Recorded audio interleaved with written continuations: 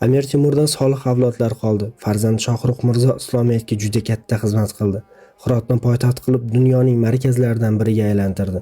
Nabirasi Ulug'bek Mirzo esa otasidan ham o'tib, minglab yulduzlar harakatini o'rgangan olim podshoh bo'lib yetishdi.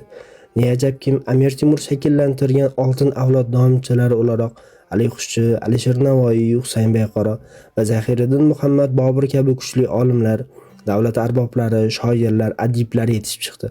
Ular o'z navbatida islomning yuksalishiga, aqliy va naqliy ilmlarning rivojlanishiga, turkiy tilning yanada jonlanishiga sabab bo'ldilar.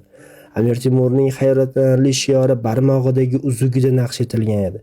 Rosti rusti, ya'ni kuch adolatdadir degan ibora bu buyuk jahongirning har bir ishida adolatni shior qilib olganini, doim shu oltin qoidaga muvofiq harakat qilganini, shuning uchun ham jumlai jahonni qo'lga ola bilganini isbotlaydigan guvohnoma edi.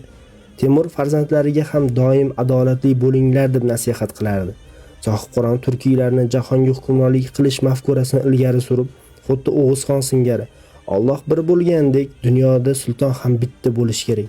Dunyo ikkita hukmdorga yetadigan darajada keng emas deya insoniyat tarixi davomidagi eng katta turkiy davlatni barpo etishga muvaffaq bo'ldi.